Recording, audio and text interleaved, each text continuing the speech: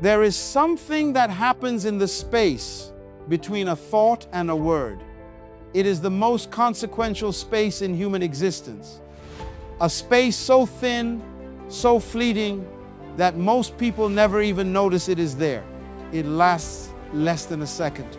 It sits between the impulse and the expression, between the feeling and its utterance, between what rises in you and what leaves you.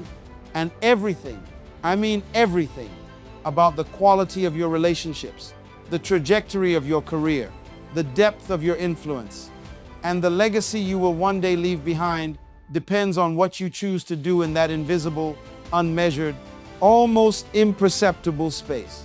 Some people let the word come every time, without discrimination, without deliberation.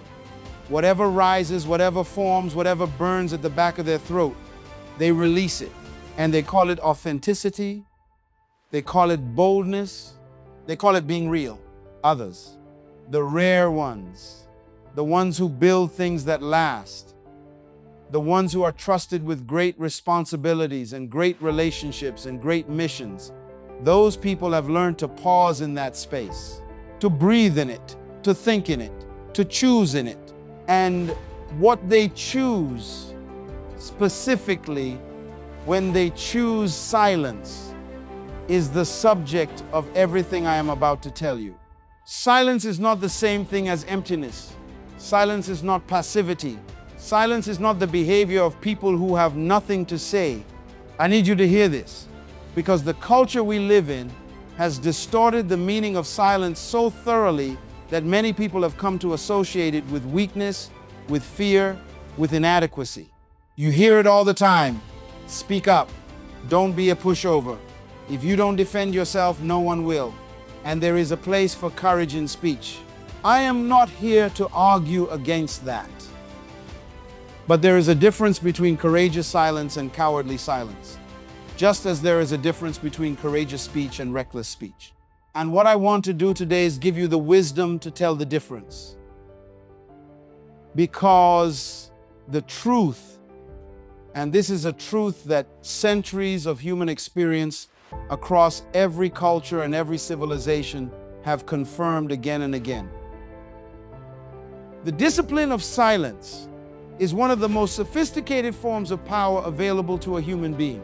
Not the power of domination, not the power of intimidation, the power of influence, the power of trust, the power of wisdom that compounds over time and produces results that reactive, impulsive, undisciplined speech can never achieve. Write this down. The measure of your silence determines the magnitude of your destiny. The measure of your silence, how wisely, how deliberately, how strategically you govern the spaces where you choose not to speak, determines the magnitude of your destiny. Now, some of you are looking at me like I've said something that doesn't compute. You've been told your whole life that success comes from speaking up, from asserting yourself, from making your presence known. And there is truth in that. But it is an incomplete truth, because what determines whether your voice creates value or creates damage, whether it opens doors or closes them, whether it builds relationships or destroys them, is not the fact that you spoke. It is whether you spoke well. And speaking well is inseparable from knowing when not to speak at all. Before I take you into the 8 specific situations where silence is not just appropriate but absolutely critical, I need to lay a foundation. Because without this foundation, the 8 situations will feel like tips, and they are not tips. They are expressions of a principle. And principles are not suggestions, principles are laws. And the difference between a law and a suggestion is that a law operates whether you believe in it or not. Gravity does not suspend itself because you have decided not to believe in it. The principle of sowing and reaping does not take a vacation because you are not aware of it. And the principle of consequential speech, the reality that every word you release into the world carries with it an energy, a consequence, a life of its own, that you cannot control once it has left you. That principle does not pause to accommodate your carelessness. What words actually are, not what we casually think they are. Mere sounds, mere vibrations in the air, mere symbols of meaning. Words are events. Every word spoken is an event that occurs in the world. And like all events, it generates consequences that ripple outward in ways that are often invisible to the one who set them in motion. When you drop a stone into still water, the stone itself is not what matters most. What matters are the rings. The concentric circles of disturbance that spread out from the point of entry, moving farther and farther from the origin, touching shores that the thrower never intended to reach. Every word you speak is that stone. Every word creates rings, and you do not see most of those rings. You do not see what happens when your words reach the shore of someone else's psychology, how they interact with that person's history, their wounds, their fears, their hopes, their identity. You do not see what they do to the relationship between two people who heard you say what you said. You do not see the doors that close quietly, the opportunities that evaporate silently, the trust that fractures invisibly. This is why an ancient text that predates many modern civilizations says with startling directness that death and life are in the power of the tongue.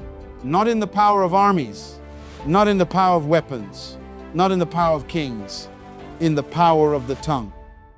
Because the tongue is capable of generating consequences more profound, more lasting, and more far-reaching than almost any other instrument in human existence. The tongue has ended marriages that survived poverty. The tongue has destroyed friendships that survived distance. The tongue has collapsed careers that survived incompetence. And the tongue has also built empires, united communities, inspired movements, and healed wounds that no medicine could touch. The instrument is neutral. The question is never, should I have a tongue? The question is always, am I wise enough to govern it?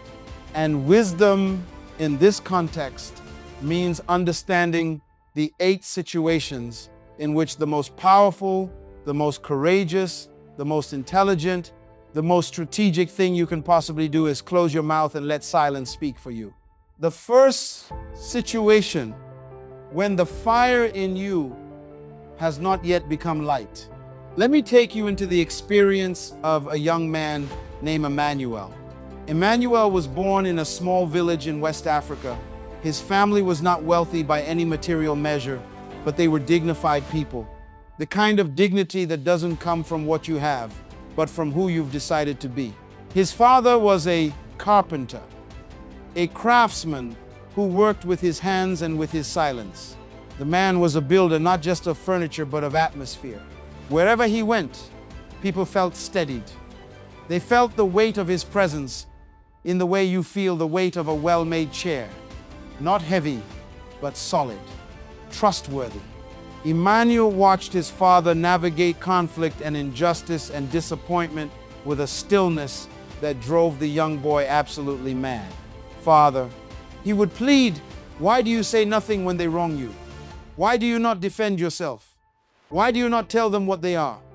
And his father would look at him, long, measured, with the kind of eyes that carry the memory of many storms, and say, Emmanuel, when the pot is boiling, you do not eat from it. You wait. You wait until it cools. Only then do you know what is truly inside. Emmanuel filed this away in his memory and forgot it in his conduct. He was brilliant. Went to university on scholarship, graduated near the top of his class, was recruited by a prestigious international firm before the ink on his degree had dried. By 29, he was the youngest regional director in the company's history. He sat in boardrooms with men and women who had twice his years and half his energy. And then one afternoon, in a high-stakes meeting attended by executives from 3 countries, his immediate supervisor, a man whose insecurity had grown in direct proportion to Emmanuel's rising reputation, chose that room and that audience to publicly attribute a significant project failure to Emmanuel. He did it with the smooth precision of someone who had rehearsed it. He questioned Emmanuel's judgment. He implied a pattern of poor leadership. He was condescending in a way that carried a kind of social violence. The violence of public humiliation. Delivered with a smile, Emmanuel felt it. He felt the heat begin in his chest and rise as heat does to his throat. He felt the words assembling themselves. Precise, devastating, true. He had the documentation. He had the emails that proved unambiguously that the failure originated not in his decisions, but in directives he had been overridden on by this very man. He had the data, and the data told a story that would have demolished the supervisor's narrative in approximately 60 seconds in front of everyone. And Emmanuel opened his mouth, and he used every second of those 60 seconds, every fact, every counter-argument, every piece of evidence. He presented it all with the methodical precision of a surgeon, and he left the supervisor standing in his own ruins, in front of his peers, in front of the international executives, with nothing left to say. Emmanuel walked out of that meeting feeling like a man who had won a war. 6 weeks later, he was passed over for a promotion he had spent 3 years preparing for. The committee's assessment included the phrase, "lacks emotional maturity for senior leadership." 14 months after that, when the company restructured, Emmanuel's position was among the first to be eliminated. Years later, older, wiser, and rebuilt, Emmanuel would sit across from young professionals and tell them what he had learned. Not that his supervisor was right. He was not. Not that his facts were wrong. They were perfectly accurate. What he had learned was something more subtle and more devastating than either of those things. He had learned that when anger is the fuel, victory is temporary and cost is permanent. Anger is information. It is a signal, not an instruction. Anger tells you that something has violated your sense of justice, your dignity, your boundaries. This is valuable information. This signal is real, but the signal is not a command. The signal says, something is wrong here. It does not say speak now. It does not say destroy this person in public. It does not say prioritize how this moment feels over how your future unfolds. You are the one who must decide what to do with the information. And if you decide to act while the signal is firing at full intensity, before your thinking mind has had the opportunity to reclaim authority from your emotional brain, you will almost certainly cause more damage than whatever provoked you. This is neurologically documented. When you are in the grip of intense anger, the amygdala, the ancient alarm system of your brain, is fully activated. And when the amygdala is in control, the prefrontal cortex, the seat of long-term thinking, of consequence assessment, of wisdom, is functionally compromised. You are, in the most literal sense, not thinking straight. You are thinking hot. And hot thinking is fast thinking. And fast thinking in these situations is almost always wrong thinking. The antidote is the pause, the breath, the silence. Not permanent silence. There may very well be a time when you speak to the situation, and when that time comes, you speak from a place of clarity rather than from a place of combustion. And speaking from clarity, you will find that your words carry infinitely more authority, infinitely more precision, and infinitely more impact than anything you could have said in the fire of the moment. When you are angry, zip your mouth. The fire in you has not yet become light. Wait until it does. Because what the world needs from you is not your heat. It is your illumination. The second situation, when the picture is still incomplete, I want you to think about the most confident person you've ever known. And I mean the particular kind of confidence I'm describing here. The confidence of absolute certainty about something they only partially understand. You know the type. They speak with total authority. Their tone admits no question, no alternative interpretation, no possibility that there is more to the story than what they currently hold. And the tragedy is that confidence of that kind, certainty that outpaces knowledge, is one of the most destructive forces in human relationships, human communities, and human history. The reason this happens is rooted in the architecture of the human mind. Our brains are pattern recognition machines. They are extraordinarily good at taking a limited set of data and completing the picture, at filling in what is not known with what seems to fit. This capacity served us well for most of human history, when quick decisions based on incomplete information were often a matter of survival. If you see the grass move on the savannah in a certain way, you don't wait for more data, you move. But we are no longer on the savannah. And the situations we navigate now, the relational, professional, social, familial situations of modern human life, are almost never improved by the instinct to complete the picture before all the pieces are in. I was seated in the waiting area of a large hospital, there to visit someone recovering from surgery. Across the room from me, a woman of perhaps 60 years, well-dressed, composed in her bearing but agitated in her energy, was on a phone call. She was not speaking quietly. The waiting room was large, but not so large that I could avoid what she was saying. "I don't care what anyone says," she was telling whoever was on the other end. "I know what I saw. She was in that car with him. I could see them clearly. I was standing right there. And I am going to tell him today. He deserves to know." She continued in that vein for several minutes before ending the call. And I sat there, a stranger to these people and their story, carrying a kind of dread on behalf of people I would never meet, because I did not know, and she clearly had not considered any of the dozens of possibilities she had not accounted for. Perhaps the woman in the car was his colleague. Perhaps she was his sister, come to town unexpectedly.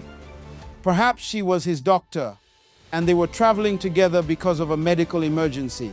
Perhaps she was someone who had received a distress call and picked him up at his request.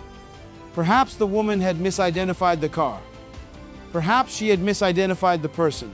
Human faces at distance, in the filtered light of a parking garage or a street corner, can be remarkably easy to mistake. I do not know what happened after that phone call. I do not know what words were spoken, what was accused, what was destroyed or preserved. But I know the physics of that situation. Information, once released into the world, cannot be retrieved. The word already spoken cannot be unspoken. The seed of doubt, once planted in the soil of a trusting relationship, does not simply dissolve when the misunderstanding is corrected. It leaves a scar. The correction can be made. The apology can be offered. The evidence can be presented. And still, in the quiet corners of that relationship, in the moments of ordinary vulnerability, the scar remains. The question that should never have been raised will sometimes resurface. This is the cost of speaking before the picture is complete. And the cost is borne not by the speaker, but by the people about whom they speak. The most dangerous person in any conversation is the one who speaks with the confidence of certainty and the content of incompleteness. Before you speak about another person, before you judge, before you conclude, before you advise, before you announce, before you share, ask yourself, do I have the complete picture? Have I heard from all parties? Have I given this situation the time it deserves? Have I verified this, or am I operating on an assumption dressed up as a fact? And if the answer to any of those questions is anything other than an unambiguous yes, close your mouth. Gather, verify, inquire, wait. Because what you don't say today can be said tomorrow with greater accuracy, greater justice, and greater effect. But what you say today, in the absence of the full truth, cannot be unsaid. The legal systems of the most advanced civilizations in the world have codified this principle into their foundational architecture. A person is presumed innocent until proven guilty. This principle was not invented by idealists who didn't understand how crime works. It was built by pragmatists who had learned through painful historical experience that acting on incomplete information destroys innocent people. And if entire societies have had to write this principle into law because the natural human impulse is to judge before all the evidence is in, what does that tell you about your own unexamined impulses? It tells you that the default setting of the human mind is to close the circuit before all the connections are made. It tells you that certainty feels like knowledge even when it is not. It tells you that you must train yourself deliberately, intentionally, habitually to resist the pull toward premature judgment, to hold the verdict in abeyance while the evidence continues to arrive. You were not given a mouth to pronounce verdicts on situations you have not fully examined. You were given a mouth to contribute to truth. And contributing to truth begins with respecting it enough to pursue it completely before you speak in its name. The third situation, when someone is living inside a storm. Human beings are not, at their core, rational creatures. We are emotional beings who sometimes think rationally. And the degree to which rational thinking is available to us at any given moment is entirely dependent on the emotional state we are in. When a person is in the grip of intense pain, grief, rage, terror, despair, their capacity for rational processing is dramatically reduced. Not by choice, not by character weakness, by neurochemistry, by the hardwired architecture of a nervous system that routes emotional overwhelm through pathways that temporarily override the higher cognitive functions. This matters enormously for how you choose to show up when someone you love, or someone you lead, or someone in your care comes to you in the middle of a storm. The natural impulse, and I understand it because it comes from genuine care, is to help, to say something useful, to provide the reframe, the solution, the wise perspective, to be the anchor in their storm. This impulse is not wrong, but the timing of it can be catastrophically off. And when the timing is off, when you speak too soon, even if what you say is true, even if it is wise, even if it is exactly what the person will eventually need to hear, it lands not as an anchor, but as a dismissal. Because what a person in the middle of an emotional storm hears when you immediately begin offering solutions and perspectives is this: your pain is a problem I need to fix. Your experience is something I need to move you through. Your emotion is inconvenient. Be done with it so we can get to the part where you're okay again. And that message, whether you intend it or not, makes the person feel profoundly, achingly alone. More alone often than before they came to you. There were two brothers who had built a manufacturing company over more than 2 decades, starting with nothing, with borrowed tools and a shared ambition, working side by side through years of difficulty and years of triumph until they had created something genuinely significant. It employed people who depended on it. It carried a reputation that had been assembled brick by brick through years of integrity and excellence. And then a decision made in good faith, made with the best available information, but made in a market moment that turned without warning, triggered a cascade that threatened to undo much of what they had spent their lives building. They had to let go of people who were more than employees. They faced the kind of public scrutiny that feels like a kind of nakedness. They were sued. They were written about in ways that were painful and partially untrue. The younger brother arrived at the elder's home one evening without having called ahead. He came in, sat at the kitchen table, and was silent. He did not reach for the usual language of problems. Did not begin to analyze what had happened or assign cause or project outcomes. He sat with his face in his hands, and the weight of everything they were losing was visible in him, the way weather is visible in a landscape. The elder brother, who had his own grief, his own fear, his own internal ledger of what had gone wrong, and who bore what portion of the blame, sat down. He said nothing. He went to the stove and made coffee. He set a cup in front of his brother. He placed his hand briefly on the younger man's shoulder, and then he sat down and did not speak. They sat like that for almost an hour, and then the younger brother lifted his head, and his eyes, still raw, still carrying the weight, had something in them that had not been there when he arrived. A kind of settled determination, a thread of clarity through the grief. He said, "I think I know what we need to do next." The elder brother had said nothing, and that nothing had been everything. In the space of that silence, the younger brother had not been managed. He had not been advised. He had not been moved through his experience by someone else's agenda, however loving. He had been witnessed. He had been met in the middle of his storm by a presence that said, without any words, "I am here. I am not afraid of this. I will not try to hurry you through it. I will stay."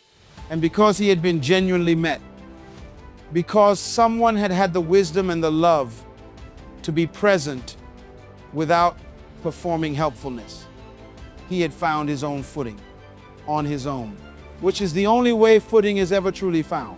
When someone is living inside a storm, zip your mouth. Let your presence be the message. Let your stillness be the anchor. Let the silence communicate what your most eloquent words never could. You are not alone in this. Your pain does not frighten me. I will be here when you are ready to resurface. And when they begin to surface, when they signal by their own movement that they are ready to receive perspective, to think forward, to engage with what comes next, then offer your words. Because then, and only then, will they actually land. The fourth situation, when what you say could stain someone's name.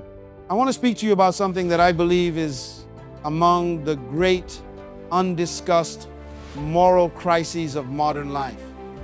It is not a dramatic crisis.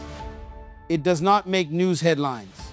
It does not produce visible wreckage that can be photographed and broadcast.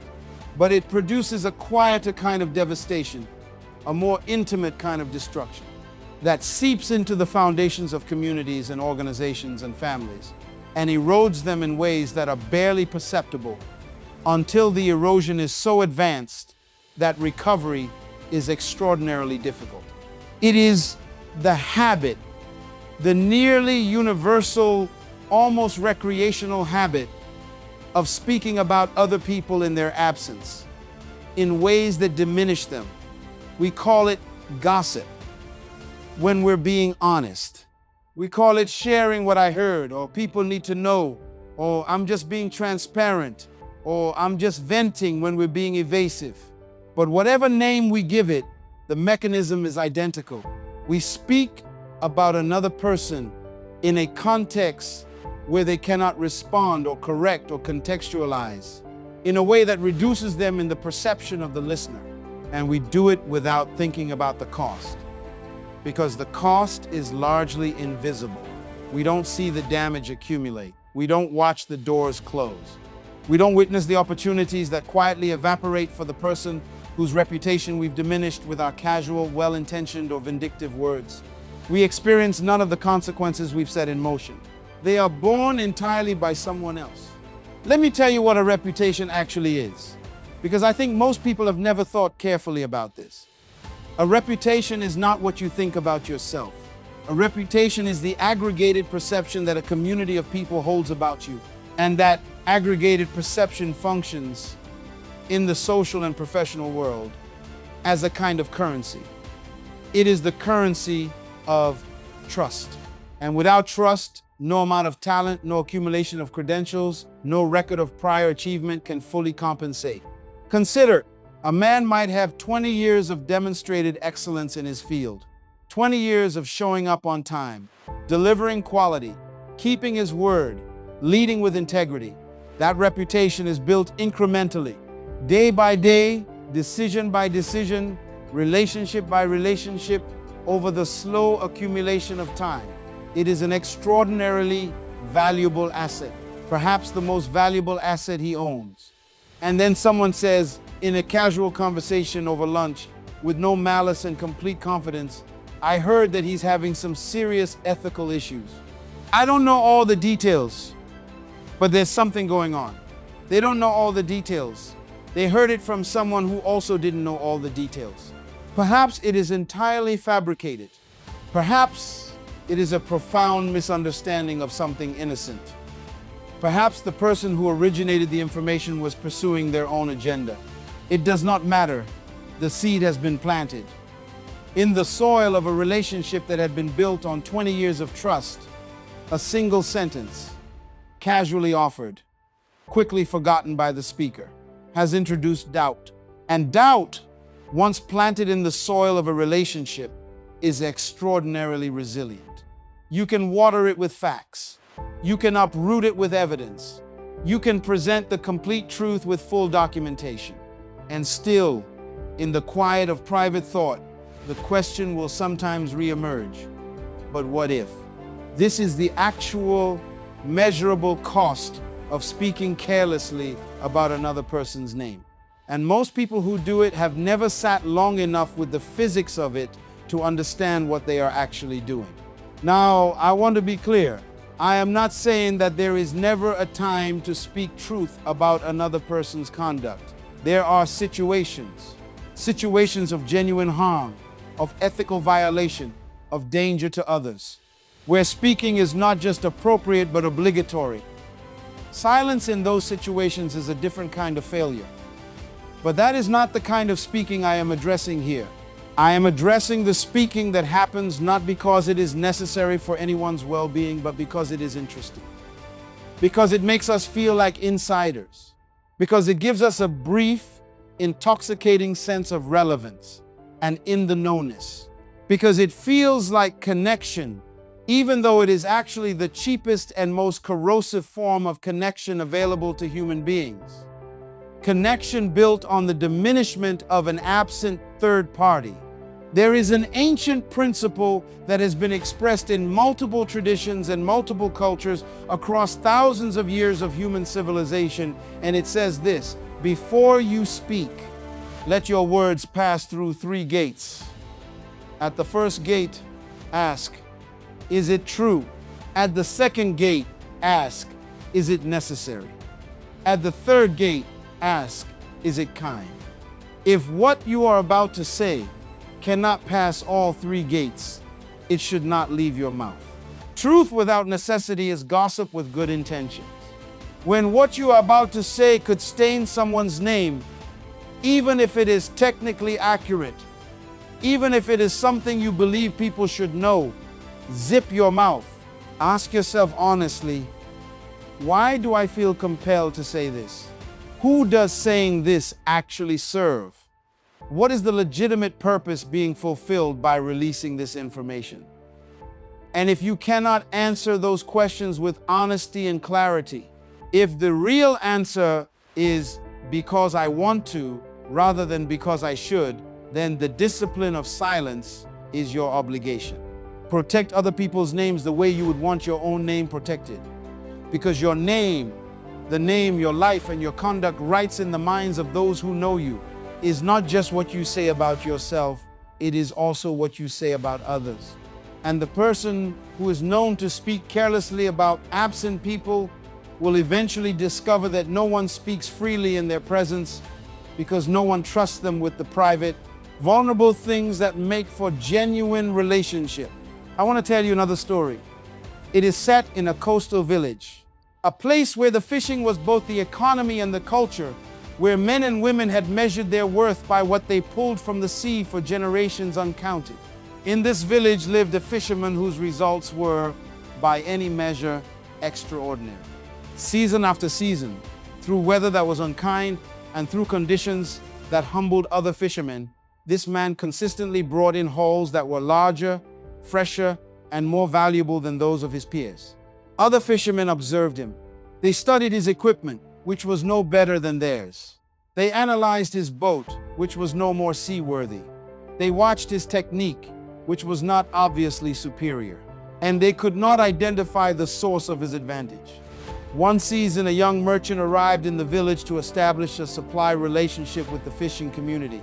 He was sharp and commercially minded, the kind of young man who processes the world as a series of systems to be understood and optimized. He began buying from the old fisherman because the quality was consistently superior, and after several weeks of transactions, his curiosity overcame his professionalism, and he approached the man directly. "I've been watching you," he said. "I've been watching all the fishermen here because I want to understand what makes the difference. And the difference is you. Every measurable factor I can identify, equipment, technique, location, effort, it appears roughly equivalent across the fishermen here. But your results are not equivalent. What is it? What do you do differently?" The fisherman was quiet for a long time. He was a man who did not speak quickly even in ordinary circumstances. Not because he was slow, but because he had learned the value of allowing thought to settle before releasing it. Finally, he said, "Every morning before I put my line in the water, I spend time in silence, not reviewing plans, not running through strategies, just silence, complete stillness. And in that stillness, I begin to perceive things that the noise of hurrying prevents you from perceiving. I hear where the current changes character. I feel in the water's surface tension where the deep and the shallow meet. I notice the particular way the light bends in a place where life is gathering beneath. The fish are not hiding from the fishermen. They are avoiding the disturbance, the noise of impatience, the disturbance of hurry. When you are still, they come."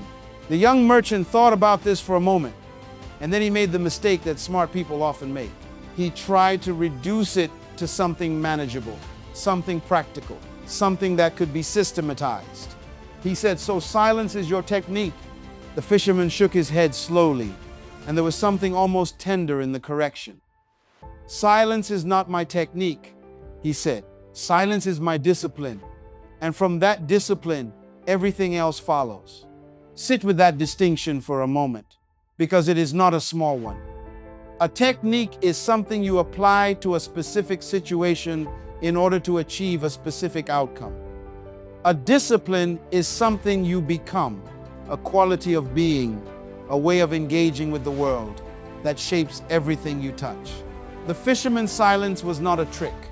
It was not a strategy he deployed selectively when he thought it would help. It was the fundamental orientation of his engagement with the world around him. It was how he listened. It was how he received. It was how he perceived things that were hidden to those who were too busy making noise to hear them. And this is exactly the quality that I am calling you toward today. Not a set of situational tactics. Not 8 techniques to deploy when circumstances demand. A discipline, a fundamental transformation in your relationship with your own voice and with the silence that surrounds it. A decision to become the kind of person whose words, when they come, carry the weight of considered thought rather than the lightness of reflex. A person who has trained themselves to hear what the noise of constant speaking drowns, the subtle signals, the quiet truths, the undercurrents of meaning that only stillness can reveal. Because here is what I have observed across decades of engagement with people of every background and level of achievement. The ones who build things that last are almost never the loudest people in the room. They are almost never the ones who speak first, or most forcefully. They are the ones who listen most, who observe most, who receive most. And when they speak from a reservoir that has been filled by that listening. A reservoir of understanding that is simply deeper and richer and more accurate than anything available to the person who has been talking too much to have taken anything in. The discipline of silence is the discipline of becoming a receiver before you are a transmitter, of filling before you pour, of learning before you teach, of perceiving the whole before you address any part. And it is a discipline that, once truly established in your character, will distinguish you in every room you enter. Not because you will be louder than everyone else, but because when you finally speak, the room will go quiet to listen. And that is a very different kind of authority from the kind that is achieved by shouting. The fifth situation, when the moment has you and you do not yet have the moment. I have already spoken about anger. That is important. About the specific situation of speaking, when you are emotionally inflamed by something that has violated your sense of justice or dignity. What I want to address now is something broader, something that encompasses anger, but also encompasses its near relatives: excitement, pride, indignation, enthusiasm, fear, competitive energy. I am talking about any situation where your emotional state is elevated to the point where it is creating pressure to speak before your thinking mind has had the opportunity to fully assess the situation. I am talking about the moment that has you, where you are the one being acted upon, being moved, being carried by a current of feeling that is stronger than your deliberate intention. We all know this experience. The conversation is moving in a direction that triggers something in you, a need to establish yourself, an anxiety about how you are being perceived, an excitement about an idea that seems to demand immediate expression. And before your wisdom can intervene, you have already said more than you intended, more than was wise, more than served the larger purpose you were supposedly there to serve. I once spent considerable time with a man, an entrepreneur of genuine genius, who built a technology company from a concept sketched on a restaurant napkin into a venture that attracted serious investment and produced genuine innovation. He had a quality of mind that I have rarely encountered. He could look at a complex system, a market, an organization, a technological landscape, and see patterns that were invisible to almost everyone else. He was creative in a way that felt almost involuntary, the way breathing is involuntary. Ideas came to him continuously, abundantly, often brilliantly, but he had one habit that functioned in his professional life like a slow leak in a vessel, not dramatic enough to cause immediate crisis, but steady enough over time to cost him more than he understood. He talked too much. In meetings and negotiations and casual conversations with people who were either his partners, his competitors, or his investors. Whenever the excitement of an idea or the momentum of a good conversation reached a certain temperature in him, the valve opened and everything came out. His strategies, his vulnerabilities, his timelines, his uncertainties, his biggest anxieties, his most valuable insights. He did not share these things out of naivety. He was not an unsophisticated man. He shared them because the electricity of the ideas running through him was, in those moments, stronger than his discipline. The pressure to express was greater than his awareness of the cost of expression and his quieter competitors. Men and women who had learned that information is leverage, that revelation is power only when it is timed and targeted, would use what he gave away freely to position themselves advantageously. He would outline a strategy in a casual conversation, and 3 months later find a competitor executing it. He would share his assessment of his company's weakest point in a moment of candid excitement, and then find that weakness specifically targeted in a negotiation. He would disclose more than was necessary in pitch meetings and then wonder why the term sheets came back harder than he expected. He came to me once, genuinely frustrated, asking why people seemed always to be positioning themselves against him despite his attempts to build genuine partnerships. And I said to him, with all the directness that genuine care requires, they are not positioning against you. You are positioning them against you by telling them more than they need to know, more than it is safe to share, in moments when the excitement in you is bigger than the wisdom in you. The solution is not to trust people less. The solution is to talk less. This is the situation of the heat of the moment, when the moment has you and you do not yet have the moment. And the practice for this situation is the deliberate, trained pause, not a performance of thoughtfulness. A genuine gap between impulse and action, even 3 seconds, even a single conscious breath, that small space When it becomes habitual, when it becomes automatic, is enough for your wisdom to step into the space between your feeling and your expression and ask, is this the right time? Is this the right place? Is this the right person? Is this the right amount? And if you are not sure, if there is any shadow of uncertainty about any of those questions, close your mouth. What you hold today can be released tomorrow with greater precision, greater safety, and greater effect. But what you release today cannot be recalled. And in a world where information is leverage and timing is strategy, and the person who knows when to be silent holds enormous advantage over the person who cannot resist the seductiveness of self-expression. The practice of the deliberate pause is not small. It is foundational. The sixth situation, when you've already given the gift once. Here is something that I want you to sit with, because I think it will be uncomfortable for some of you. And the things that are uncomfortable are usually the things that most need to be heard. There is a form of disrespect that does not look like disrespect. It wears the costume of care. It presents itself as thoroughness, or as persistence, or as love that will not give up, or as leadership that takes its responsibility seriously. But underneath those costumes, at its core, it is a form of disrespect. It is the habit of repeating yourself. Now, let me be precise, because nuance matters here. If you said something and the person genuinely did not hear you, if there was a communication failure, a language barrier, a moment of distraction, a real misunderstanding, then clarification is not repetition. Clarification is service. I am not talking about clarification. I am talking about the habit of restating the same content, the same concern, the same advice, the same criticism again and again, because the first time you offered it, it was not received the way you wanted it to be received. Because the person did not immediately do what you said, because they looked skeptical, because they did not respond with the validation or the compliance that some part of you was seeking.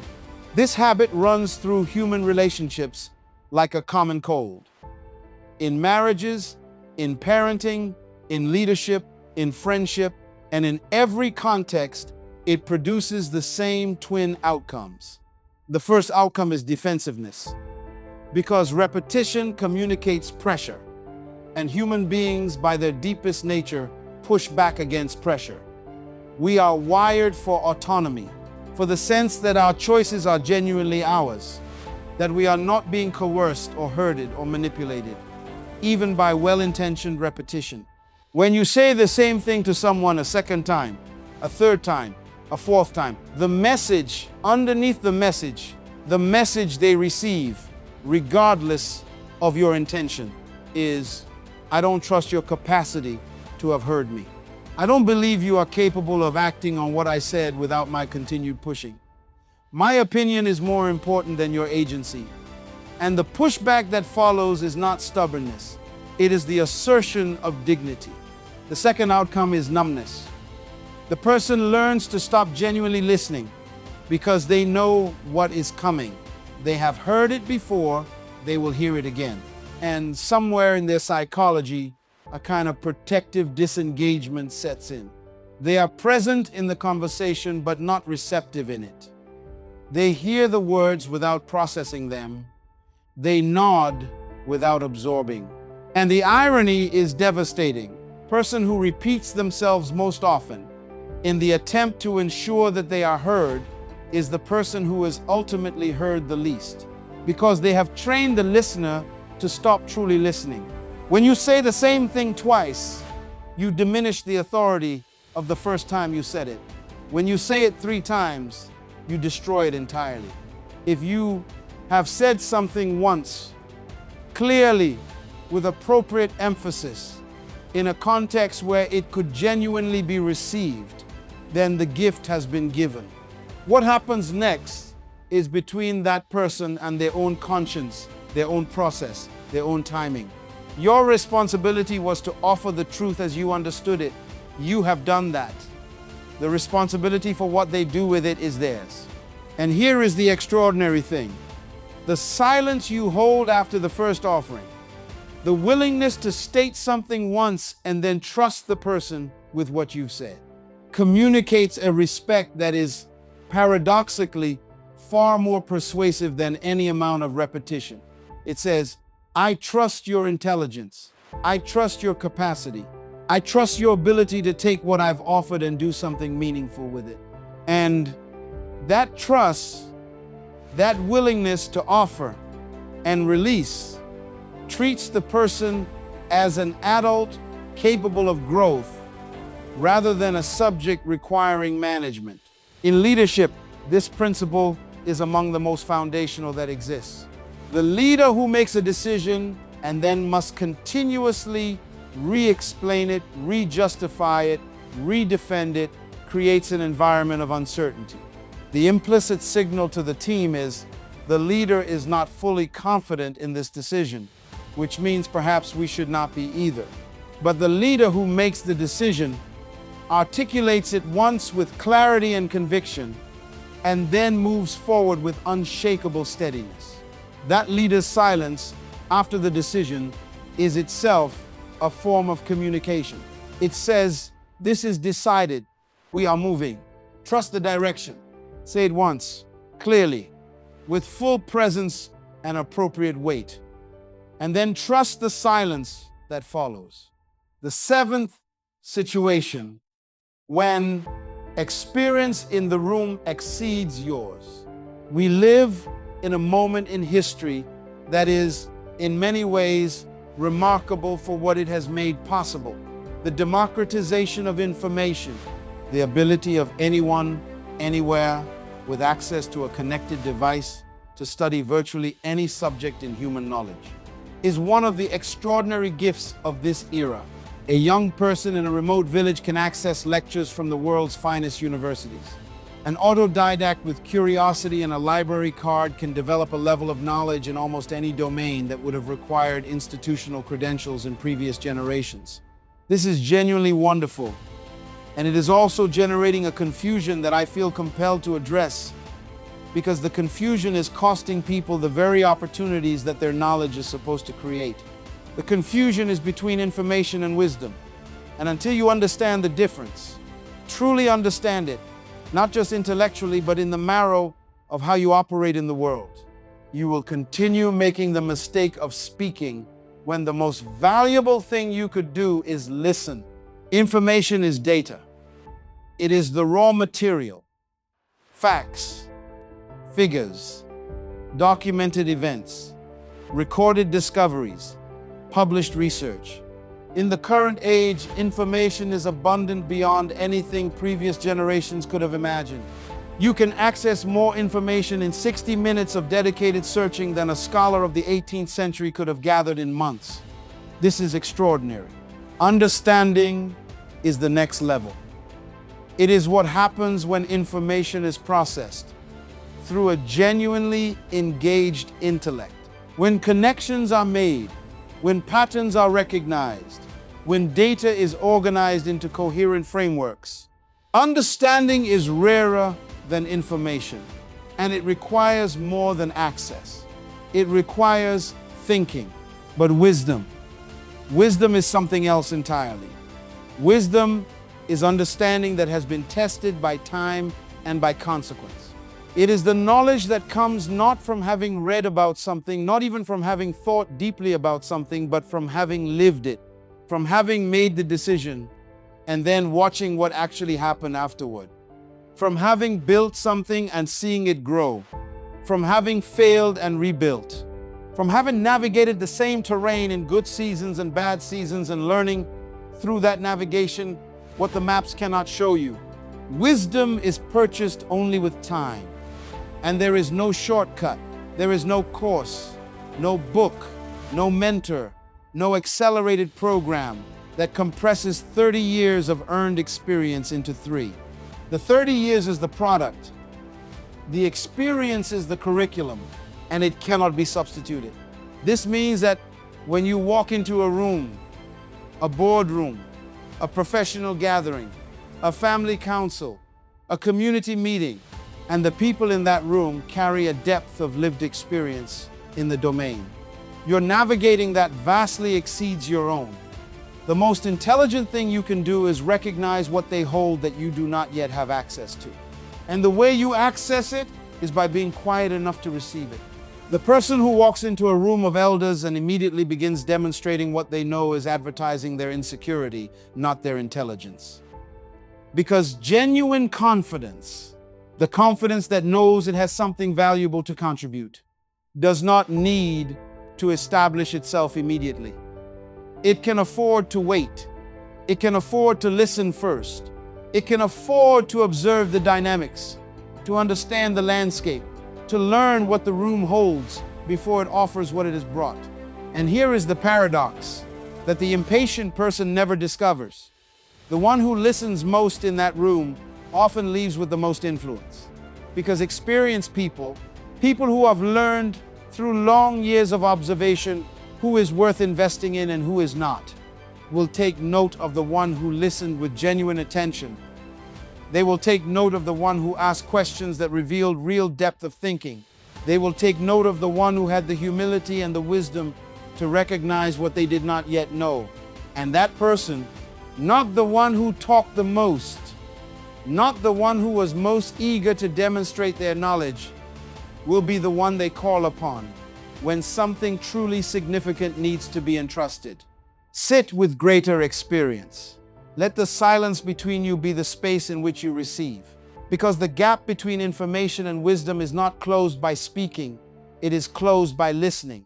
The eighth situation, when your silence is the most powerful statement. And now I come to the final situation. And in many ways, the most sophisticated, the most difficult to master, and the most powerful in its effects. Because this situation requires you to understand something about the psychology of communication that goes far deeper than what most people ever consider. There are moments in life, in conflicts, in confrontations, in negotiations, in power struggles, where the most commanding response you can give is no response at all. Where silence, strategically and consciously chosen, communicates more forcefully, more precisely, and more devastatingly than any words could achieve. When someone makes a public accusation against you and you immediately respond with a defense, even if the defense is accurate, even if it is completely legitimate, what does that response communicate? At one level, it communicates the truth.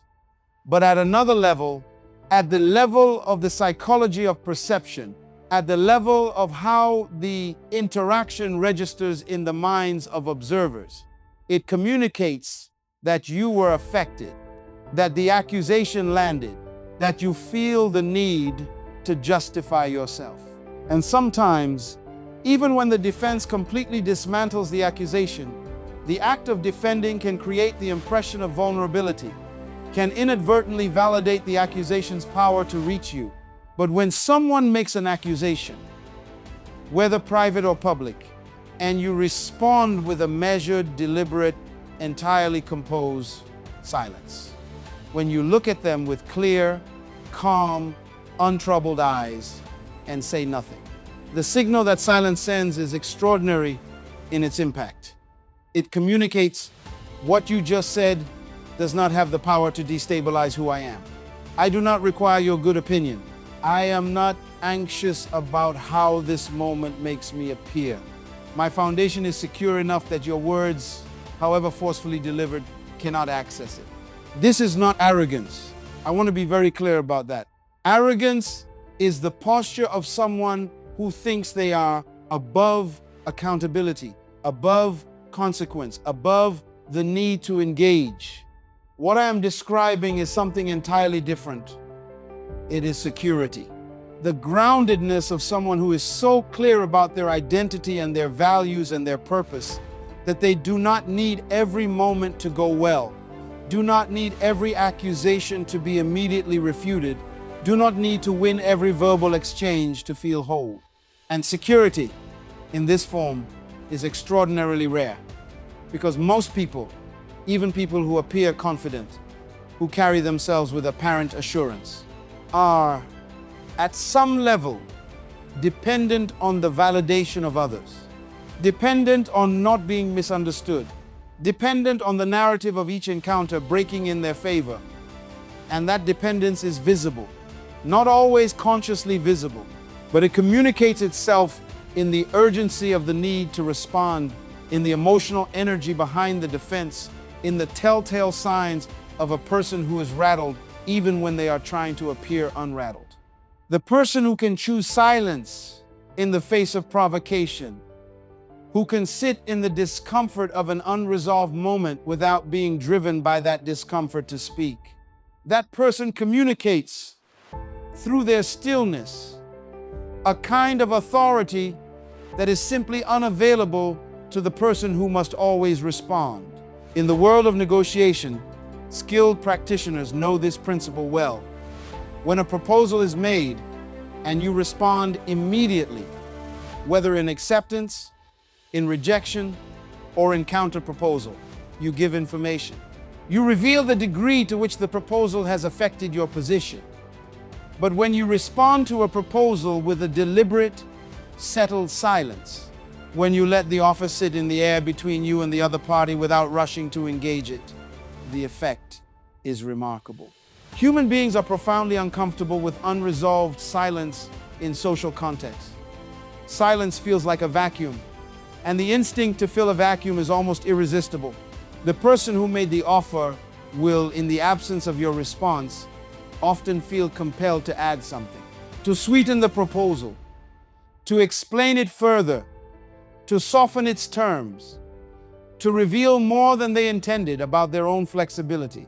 All because you said nothing. The person who speaks first into a silence almost always loses leverage. The person who can sit in that silence, who has made peace with its discomfort, who has trained their nervous system to remain calm in the space where others feel anxious, holds the power. Silence is the most underused negotiating instrument in human history. And beyond negotiation, in the long arc of a life, in the cumulative impression that you leave on every person you have ever encountered, there is a quality of presence that cannot be faked, cannot be performed, cannot be manufactured through technique. It can only be built through genuine discipline. It is the quality of a person who does not need to prove themselves in every moment, who does not require the room's constant attention, who can be fully present without being performatively present, who speaks when speech serves something larger than their own need to be heard, and is silent when silence serves that larger thing better. That quality, I call it sovereign silence, is the mark of a person who has genuinely arrived at a certain kind of maturity. Not the maturity of age, necessarily. The maturity of self-knowledge, of purpose clarity, of the deep settledness that comes from knowing who you are, what you are here for, and where you are going, and from not requiring every interaction to confirm those things for you. Develop this, build this, because this is the silence that, when you finally speak from it, produces the kind of words that change rooms, change relationships, change directions, and change lives. Let me tell you about a woman I will call Adais. She came from a family of modest means in a city that did not make it easy for women of her background to rise. She was brilliant, deeply, systematically brilliant, and ambitious in the way that genuine ambition works, not as a hunger for status, but as a pressure from inside, an urgency to build something that mattered. Early in her career, she was vocal. She understood that she had something to contribute, and she wanted to make sure everyone knew it. In every meeting, her voice was among the first and the most frequent. She worked diligently to ensure that her ideas were attributed to her, that her name was attached to her contributions, that her presence registered clearly in every room she entered. She competed for visibility the way some people compete for market share, strategically, consistently, with considerable effort. And it worked, to a degree. She built a reputation as sharp, innovative, someone to watch. She was included in important conversations. She was recognized at industry events. Her profile was rising, but something was missing, and she could not precisely identify what it was. The visibility was real, but the influence was shallow. People knew who she was, but they did not yet trust her with the things that truly mattered. She was invited to speak at tables, but not to shape what happened at them. She had a reputation for competence, but not yet for wisdom. And then a single encounter changed everything. She was in a critical meeting, presenting a strategic recommendation to the senior leadership of a major organization whose partnership would have been transformative for her young consulting firm. The meeting had political undercurrents she had not fully mapped. One of the senior leaders, a man whose status in the room was unambiguous, challenged her recommendation publicly. He did it in the particular way that powerful people sometimes challenge, not with data, but with authority, not with argument, but with dismissal. He was condescending in a way that challenged not just her recommendation, but her right to be making it. Every instinct Adaize had cultivated, the instinct to defend, to demonstrate her knowledge, to establish that she was not someone to be dismissed, rose in her simultaneously. She had the data. She had the evidence. She had everything she needed to respond comprehensively and effectively. And she did something that surprised her. She went quiet. Not the quiet of intimidation. She was not afraid of this man. Not the quiet of someone who has run out of things to say. She had a great deal to say. She went quiet because something in her, some wisdom that had been accumulating beneath the surface of her career without her fully realizing it, told her that this moment required not her words but her attention, that there was more information available to her in this room than she had yet gathered. That speaking now, however accurate and justified her response, would close the gap between stimulus and response in a way that would cost her more than staying open. She listened, she observed, she watched how the other people in the room responded to the challenge, who shifted, who stayed still, who looked at her. She noticed who was uncomfortable with the dismissal. She identified where the real power in the room lay versus where it was being performed. She read the situation with the full attention that her silence made possible. And when the moment was right, when she could feel the room waiting for her, when the silence after the challenge had stretched long enough to create its own pressure, she spoke. Once, calmly, with complete precision, she said exactly what the moment required and not a word more. He did not respond. There was nothing to respond to. She had not given him an argument to fight. She had given him a truth, delivered with such stillness, such settled certainty, that the room absorbed it before he had a chance to deflect it. After the meeting, 3 people approached her separately.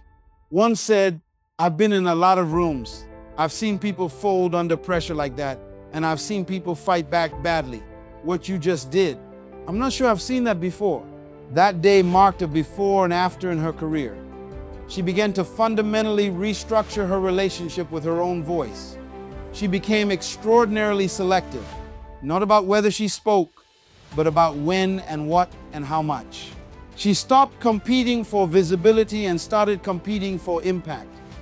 She stopped measuring her contribution by the frequency of her participation and started measuring it by what actually changed when she did. And the firm she built over the following years, the organization that eventually shaped the strategies of governments and corporations across a region, was built not on the foundation of a woman who was always the loudest voice in the room. It was built on the foundation of a woman who, having learned when to speak and when to wait, had developed a quality of judgment that people recognized as genuinely rare.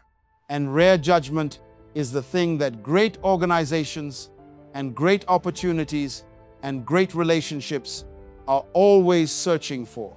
I want to bring everything together now, because what we have been discussing today is not a set of behavioral strategies. It is not a list of situations to memorize and apply. At the deepest level, what we have been talking about is a fundamental quality of character. a way of being in the world, a relationship with your own voice and with the silence that surrounds it, that when it is genuinely internalized, does not just change your communication, it changes you.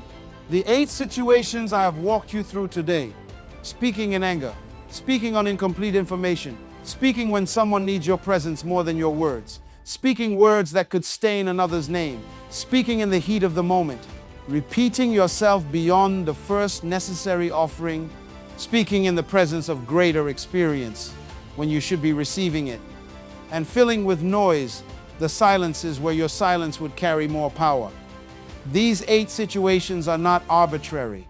They are the 8 most common ways that undisciplined speech undermines the very things we are trying to build with it.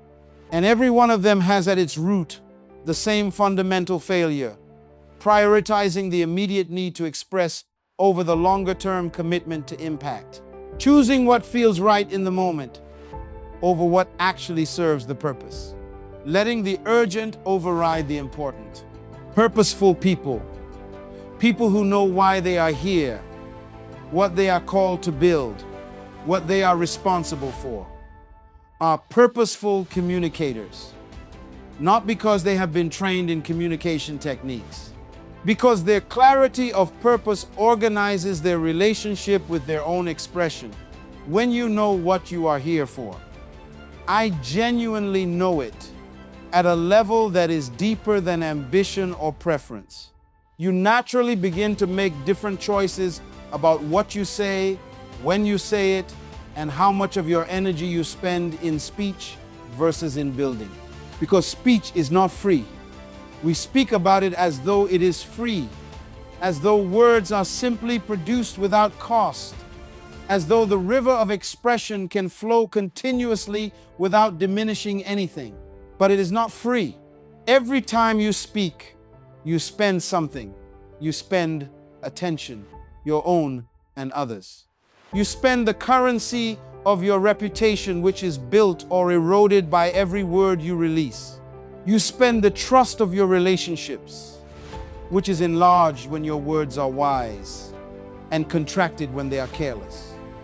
You spend time, the irreplaceable, non-renewable resource that once gone cannot be recovered.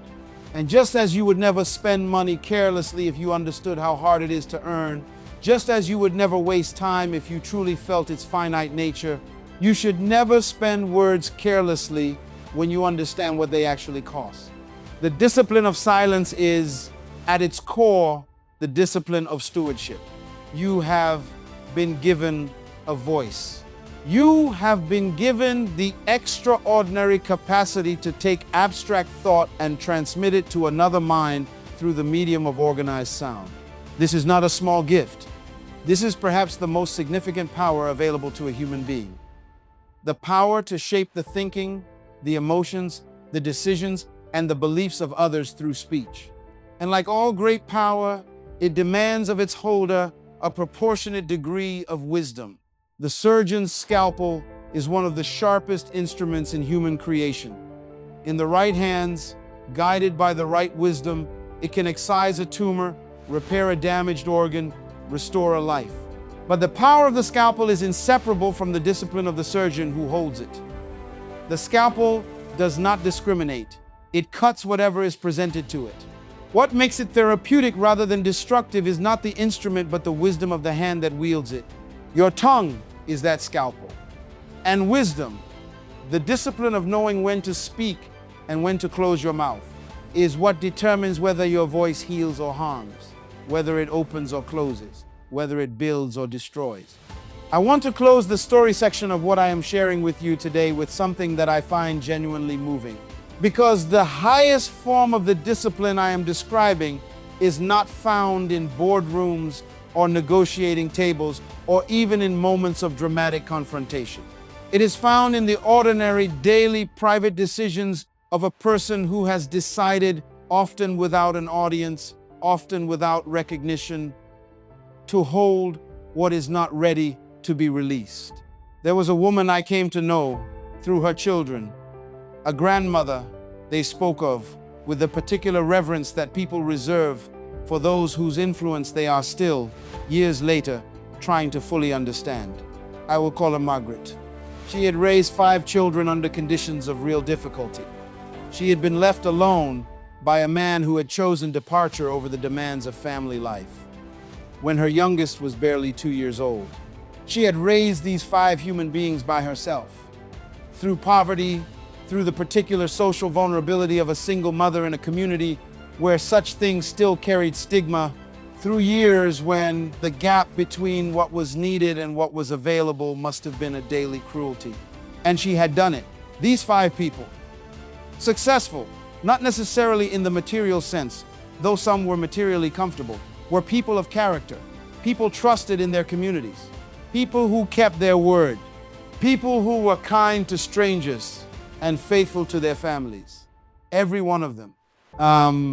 A researcher studying the factors that produce resilient, well-formed adults from conditions of childhood adversity had interviewed all 5 separately, had asked each one, "What single thing did your mother give you that you believe mattered most?" All 5, without comparison, without coordination, gave the same answer, variations on the same answer. They said, "She never said a negative word about our father."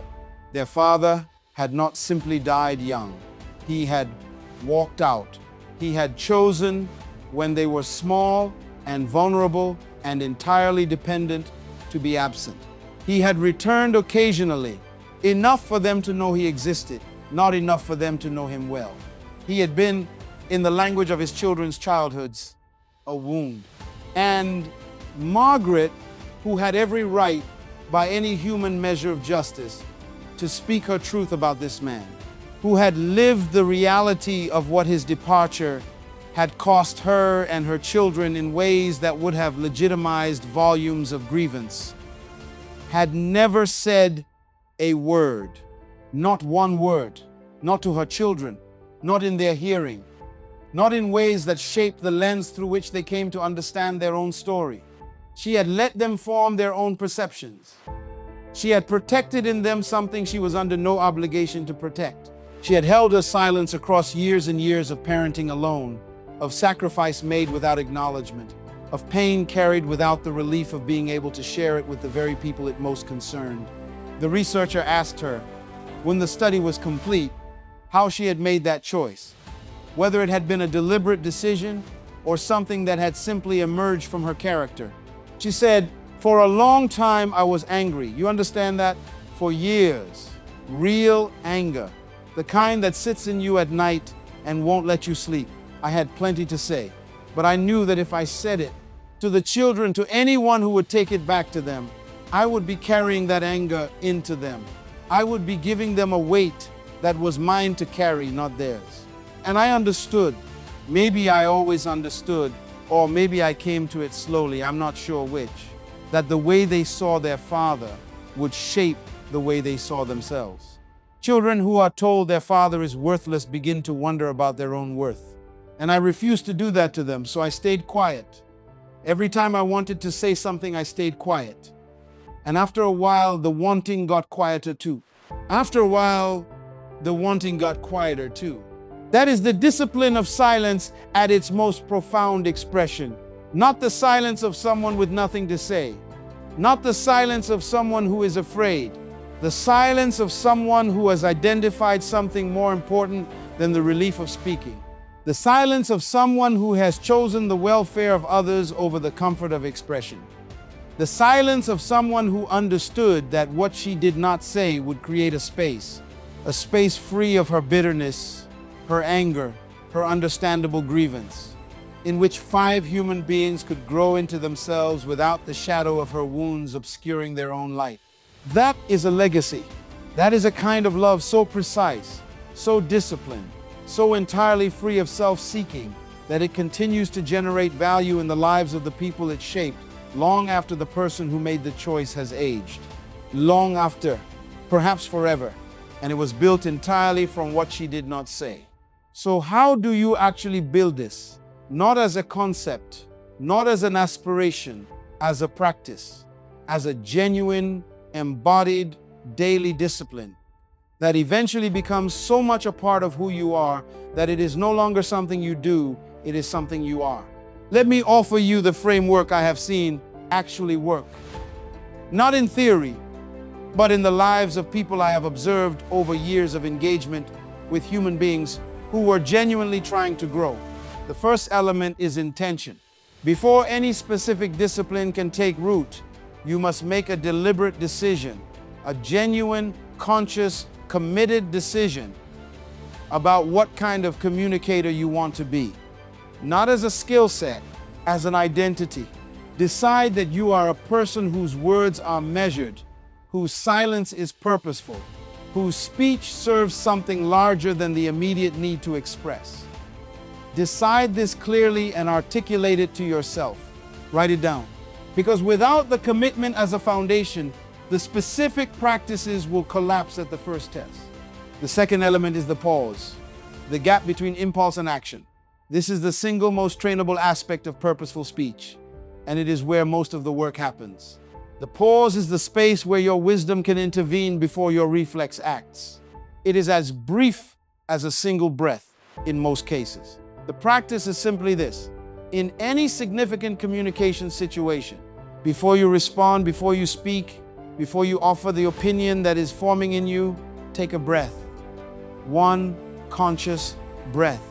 In that breath, ask the three questions. Is this true? Is this necessary? Is this the right time? If you cannot answer yes clearly to all three, close your mouth. If you can, speak. The third element is the cultivation of silence in your private life. Because silence in high-pressure public moments is only available to people who have made peace with silence in their ordinary private moments. If your days are filled from end to end with external input, noise, stimulation, the constant flow of other people's content into your mind, then silence will feel foreign to you in the moments when you need it most. But if you have a regular practice of stillness, even 15 minutes a day of genuine quiet, of sitting with yourself without the mediation of entertainment or distraction, then silence becomes habitable. It becomes a place where you are most yourself, most clear, most in contact with the purposes and values that should be governing your speech. The fourth element is the practice of listening with genuine attention rather than listening with the primary intention of responding. Most people in most conversations are not truly listening. They are waiting. They are cataloging what is being said long enough to identify the moment when they can speak again. And this produces a quality of listening, and therefore a quality of communication that is shallow and self-referential. True listening that is genuinely attentive to the other person, curious about what they mean and not just what they say, interested in the full picture rather than the portion that is relevant to your own agenda, produces a quality of understanding that is extraordinarily rare. And from that understanding, when you do speak, comes speech that is genuinely responsive rather than merely reactive. Speech that actually addresses what is there rather than what you assumed was there. The fifth element, and this is perhaps the most powerful, is the long game orientation. Because the discipline of silence is, at its root, a choice to optimize for long-term outcomes over short-term emotional satisfaction. The relief of saying the angry thing is real. The pleasure of being the one who shares the interesting piece of information is real. The comfort of repeating yourself until you feel heard is real. All of those short-term satisfactions are genuine, and they are almost always purchased at the cost of something more valuable that exists only in the longer time frame. The relationship that was maintained, the trust that was preserved, the door that stayed open, the reputation that continued to compound. These are long game outcomes. They are invisible in the moment of the choice. They become visible only over time. And people who have built the things that matter, the relationships that endure, the organizations that serve, the legacies that outlast them, are almost without exception people who have learned to make their decisions based on what they will value in 10 years, not what feels satisfying in 10 seconds. The person who governs their mouth governs their future. I am coming to the close of what I have to share with you today, and I want to spend these final moments not on instruction. We have had enough instruction, but on vision, on what becomes possible for the person who genuinely develops this discipline, on who you can become, and what you can build, and what you can leave, if you take what I have given you today and make it yours. The person who masters the discipline of purposeful silence becomes, over time, one of the rarest and most valuable kinds of human beings there are. Not because they are mysterious, not because they are withholding, but because in a world of noise, in a culture of reactivity, in an age where the impulse to express has been amplified by every technological and social force available, the person who speaks only when they have something true and necessary and timely to say becomes a person whose words are listened to, really listened to, because those words carry a weight that casual speech simply does not, because those words have been earned by the discipline of the silences that surrounded them. Think about the people in your life, past or present, whose words, when they spoke, genuinely landed. Not the most talkative people, not the ones who always had something to say, the ones whose words, when they came, changed something, created something, resolved something, opened something. Those people almost universally share a quality of deliberateness, of speaking from a place of considered thought, rather than from the surface of reflex. And that quality of deliberateness is built through the same discipline I have been describing to you today. The great truth that I want to leave with you is this: your voice is most powerful when it is used sparingly, not silently. I am not calling you to silence as a way of life. I am calling you to purposeful speech as a way of life. Speech that emerges from silence the way a great piece of music emerges from the quiet before the first note. Fully intentional, fully inhabited, carrying with it the weight of everything that was held before it was expressed. When you develop this discipline, people will begin to notice something different about you. They will not always be able to name what it is. They will say things like, "She's very grounded," or "He has a quality about him," or "There's something about the way she listens that makes you feel like you matter." What they are perceiving, often without knowing it, is the authority of someone who has made peace with silence. Someone who does not need to fill every space. Someone whose presence does not require constant auditory confirmation of itself. And from that authority, not performed, not claimed, but demonstrated through the consistent discipline of the 8 situations I have described, comes influence. Real influence. Not the influence of volume. Not the influence of the person who is always talking. The influence of the person whom the room goes quiet to hear. The influence of the person who is trusted with the things that matter. The influence of the person who is sought out, not because they are always available and always vocal, but because when they do speak, it is worth listening. That is what I am calling you to. Not a smaller life, not a quieter presence in the sense of reduced impact, the opposite. A presence so concentrated, so intentional, so full of the discipline that builds genuine authority, that when you choose to speak, you change the room. When you choose to act, you move something. When you leave a space, what you contributed remains. That is the life available to the person who learns to zip their mouth in the 8 situations I have shared with you today. That is the trajectory available to the person who stops confusing noise with significance, volume with value, the urgency of expression with the importance of what is being expressed. Legacy is not built by the person who said the most. Legacy is built by the person who did the most.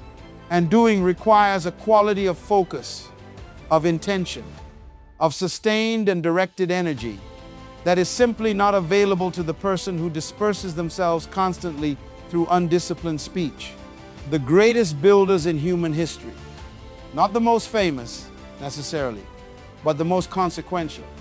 The people who created institutions that outlasted them. The people who built cultures of excellence that continue to generate value long after their direct participation ended. The people who shaped communities, families, organizations, fields of knowledge in ways that proved durable enough to survive the inevitable changes that time brings. These people, without exception, across every culture and every era, were people of great discipline. And discipline of speech was always among their most recognizable qualities. They did not speak about their plans until their plans were ready to be executed. They did not speak about their enemies in ways that escalated conflict unnecessarily. They did not speak about their struggles in ways that invited pity rather than partnership. They did not speak about their vision in ways that allowed competitors to mobilize against it before it could be established. They held, they built in silence. They released when the time was right, when the product was ready, when the strategic moment was aligned. And what they released, because it had been held, because it had been developed in the protected space of silence, was not a rough draft. It was something formed, something ready, something that could stand. This is the difference between the person who speaks ideas into the world before they are fully developed and finds them dismantled before they can prove themselves, and the person who holds their vision close, develops it with discipline, and releases it only when it is strong enough to survive exposure. And the discipline that makes the difference is the same discipline I have been pointing to throughout everything I have shared with you today. The discipline of knowing what to hold and what to release. The discipline of silence as a tool of stewardship. The discipline of governing your mouth so that when it opens, what comes out represents not your worst impulse or your most reactive moment, but your best thinking, your clearest vision, your most carefully considered contribution. You have been given a gift, the gift of a voice, the gift of language, the gift of the capacity to transmit your interior life, your thoughts, your understanding, your care, your vision to other human beings through the medium of organized sound. This is extraordinary. This is not to be taken lightly. Honor it by being worthy of it. Honor it by governing it. Honor it by building, day by day, and conversation by conversation, and decision by decision, the discipline of purposeful speech and purposeful silence that distinguishes a person of genuine wisdom from a person of merely adequate talent. Because the world is full of talented people who cannot be trusted with the things that matter because their mouths are ungoverned. And it is searching. It is always searching for the rare person who has the courage and the discipline to hold what should be held, to release what should be released, and to know with growing accuracy over a lifetime of practice which is which. Be that person. And in the 8 situations I have described today, when anger is your fuel, when the picture is incomplete, when someone needs your presence more than your wisdom, when your words could stain another's name, when the moment has you before you have the moment, when you have already said what needed to be said, when greater experience deserves your attention rather than your opinion, when silence is the most powerful statement available to you. In all of those situations, zip your mouth and watch what silence builds. Not the silence of fear, not the silence of inadequacy, not the silence of someone who has nothing to offer. The sovereign silence of a person who has something extraordinary to give and who understands that the timing, the context, and the wisdom of the offering matters as much as the gift itself. That is your calling. That is your discipline. That is the architecture of the life that is waiting for you on the other side of this choice. You have what you came for. Now go build something with it.